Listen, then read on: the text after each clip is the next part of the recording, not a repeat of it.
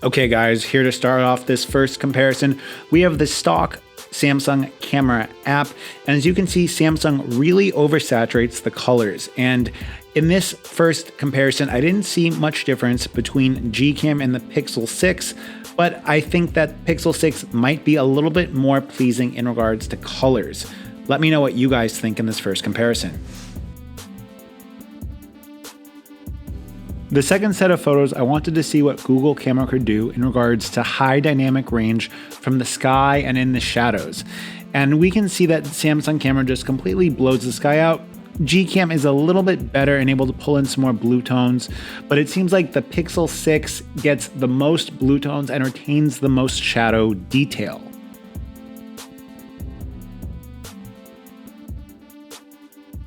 I want to take a moment to address a couple of things.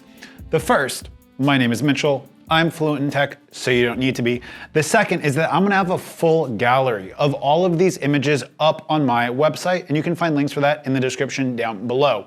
Third is to answer the question about what is GCam, for those of you that might not know. Now, GCam is essentially the application, the software side of what Google uses to get incredible results from their hardware. Developers and really nerdy people like myself in the development community take this application and try to make it work for other devices other than Google Pixels. And you can have a whole bunch of tweaks and other settings, kind of known as XML files, and I'm gonna share what version of GCam I used as my secret phrase at the end of this video. Now let's get back to looking at some photos. Now, being that this is an overcast day, I wanted to see how these cameras were going to go ahead and handle white balance along with the red in the girl's dress. Now, as you can see, the stock camera gets the dress the reddest, but because of the white balance, it seems like the buildings are more yellow than in the Pixel. What do you guys think?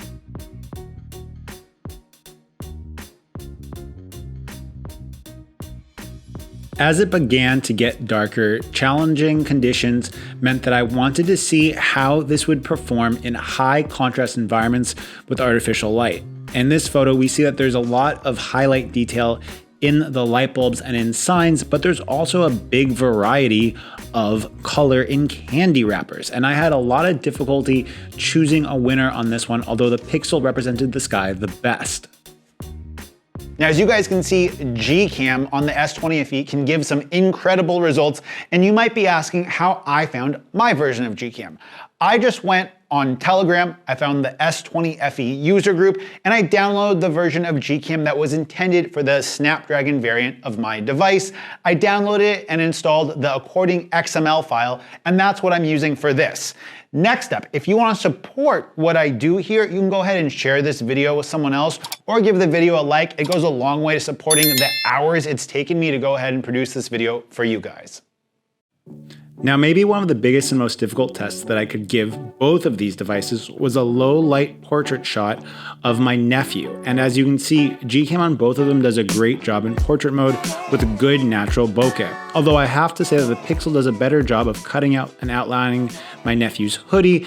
There's a lot better artificial bokeh and fall, which just comes from better tone mapping. Now, in the second photo, getting a 5-year-old kid to stay still and take a picture with grandma is definitely not the easiest thing to do and requires a fast shutter speed to be able to freeze motion, especially when the kid doesn't want to stand still.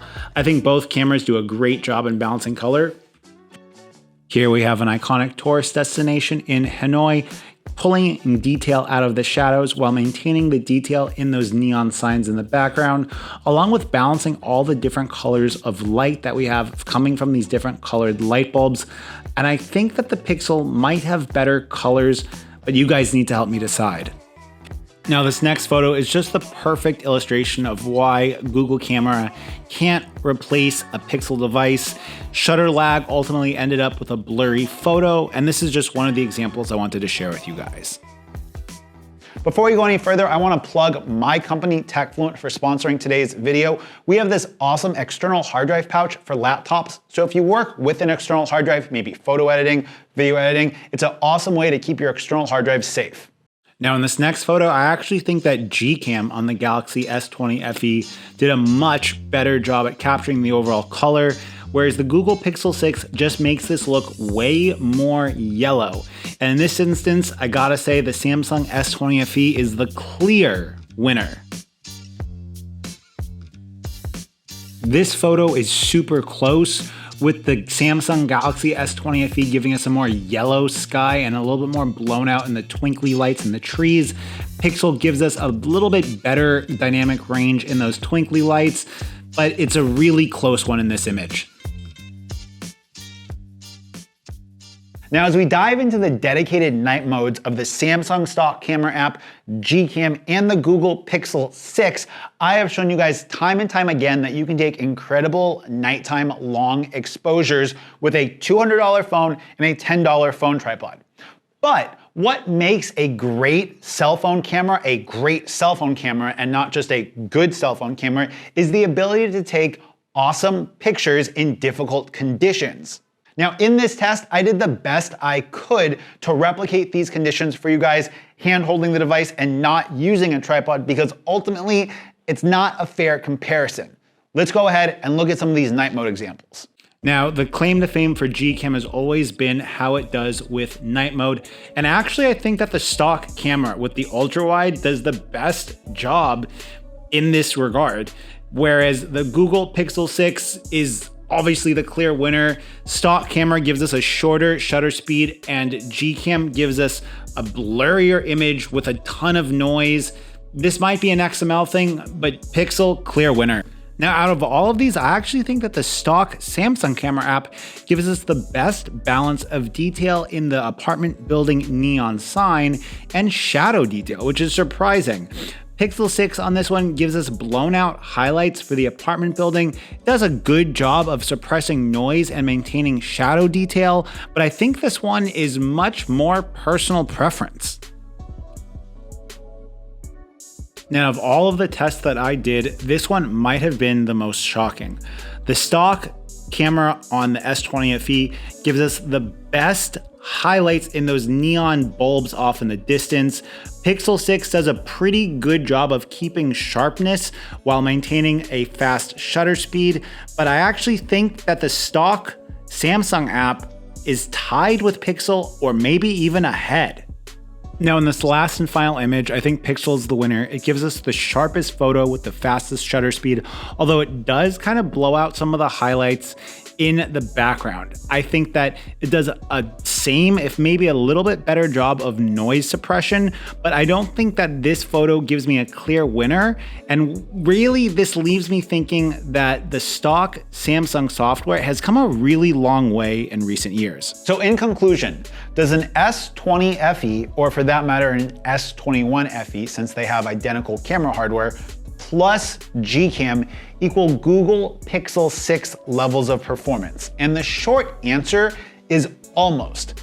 The long answer is sort of, but it's not even close. Now, the entire ethos behind the Pixel camera experience is making amazing photography accessible for everyone.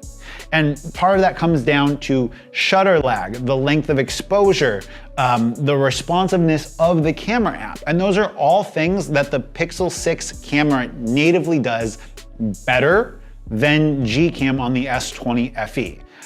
The stock camera app from Samsung actually does a better job than GCam does on the S20 FE because it's more responsive and oftentimes has a slower or a faster shutter speed, so you don't have to stay still in low light.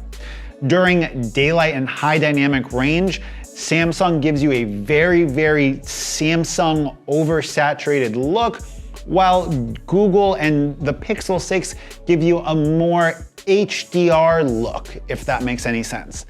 I think that while both of these devices are great at capturing photos, and the S20, or for that matter, S21 FE plus GCam is going to get you really, really close to the Pixel level performance, I don't see it being a replacement for the Pixel. In fact, if you want the Pixel camera experience, you kind of have to get a Pixel. That said, if you're someone that's invested into the Samsung ecosystem, maybe you have a Samsung tablet, you have Samsung headphones, maybe you have some of the Samsung smart tags, An S20 or an S21 FE plus the Google camera software, it's going to get you maybe 80% of the way there to the Google Pixel. But I think for everyone else, and I think for the average consumer, if you want the best camera experience, the Pixel is still kind of the king. That said, there isn't a Pixel ecosystem the same way Samsung has an ecosystem.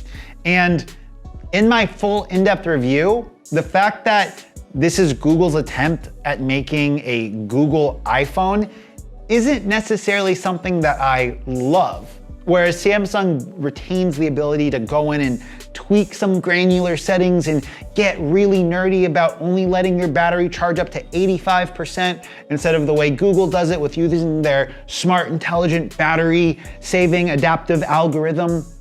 That's where we're gonna have to end off this video here. If you guys enjoyed this video, share it, thumbs up, subscribe.